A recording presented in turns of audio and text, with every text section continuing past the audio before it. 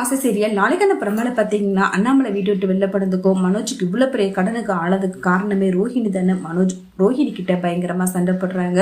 ஒரு பக்கம் விஜயாவும் நீ வந்ததுக்கு அப்புறம் தாண்டி எங்க வீட்டுல இவ்வளவு பெரிய பிரச்சனை நடக்குதுன்னு சொல்லிட்டு ரோஹிணி கிட்ட கோவப்படுறாங்க. ரோஹிணி அவங்க ஃப்ரெண்டு கிட்ட எல்லாத்தையும் சொல்லி ரொம்பவே ஃபீல் பண்றாங்க.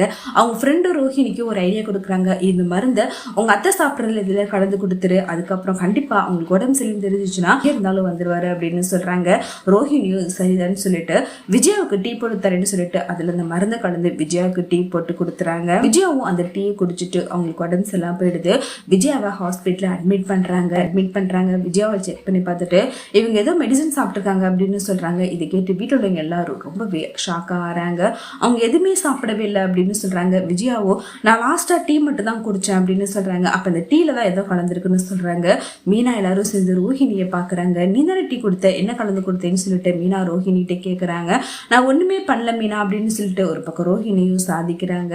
விஜயா ஹாஸ்பிட்டல் இருக்கிற விஷயம் தெரிஞ்சதுமே அண்ணாமலை கேட்டு ரொம்பவே திடிச்சு போறாங்க. அண்ணாமலை விஜயா பக்கத்துக்காக ஹாஸ்பிட்டலுக்கு வராங்க.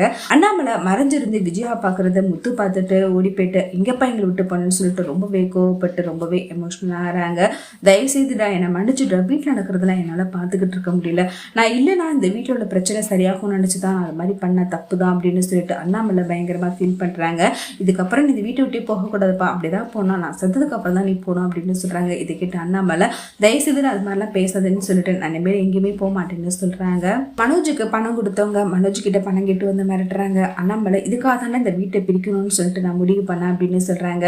முத்துவும் சரிப்பா உங்க இஷ்டப்படி நீங்க பண்ணிக்கீங்க அப்படின்னு சொல்லிட்டு வீட்டை பிரிக்கிறதுக்கு எல்லாரும் சேர்ந்து கையெழுத்து போடுறாங்க. அதை பார்த்துட்டு அண்ணாமலை ரொம்பவே நொடிஞ்சு போறாங்க. மனோஜோ நம்மளுக்கு பங்கு வரப்போகுதுன்னு சொல்லிட்டு பயங்கரமா சந்தோஷப்படுறாங்க. இனி மனோஜ் கிட்ட எல்லா பிரச்சனையும் காரணம் நான் தானே சொன்னல, இப்ப பாரு இந்த பிரச்சனாலதான் உனக்கு இந்த வீட்டுல ஒரு பங்கு கிடைச்சிருக்கு, உனக்கு வர வேண்டிய பணம் எல்லாமே வந்துருச்சு, இப்போ உனக்கு சந்தோஷமா அப்படின்னு சொல்றாங்க.